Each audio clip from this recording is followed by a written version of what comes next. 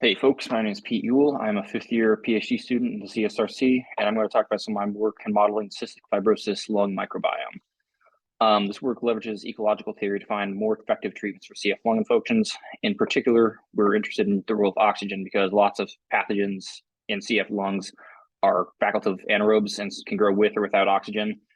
There are some strict anaerobes and some that need oxygen to survive. So we really want to understand the role of oxygen and the interaction of these various species and leverage that to develop better treatments for CF lung infections. So the first part of this is modeling just individual growth of CF pathogens.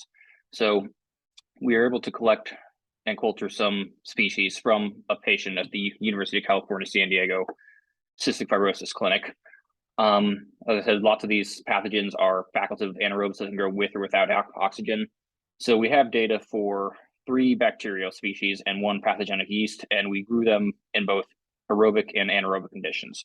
So on the left, we have the growth curves for the anaerobic growth, again, 3 bacteria, 1 pathogenic yeast, where we have the growth curve data, and then we fit a model that captures all the various mechanisms in this growth, and we're able to fit parameters to the data. So on the left, we have the anaerobic growth curves, and on the right, we have the aerobic growth curves.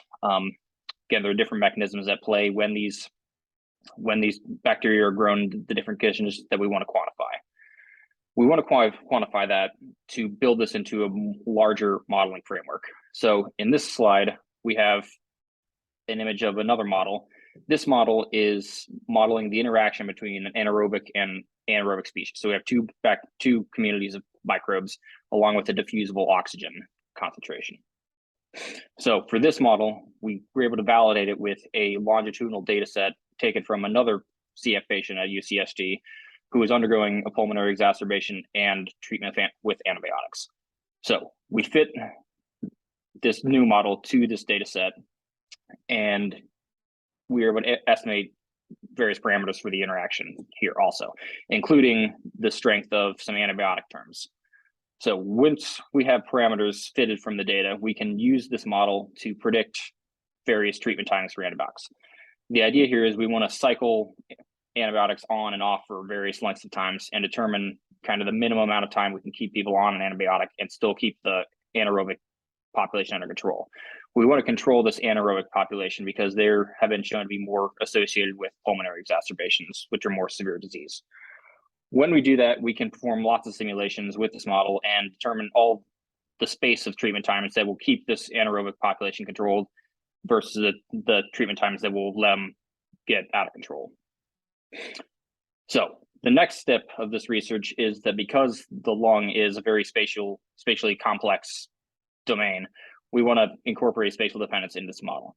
So the left image here is a simulation of a 2-dimensional deterministic model to model the 2 bacteria communities and the oxygen.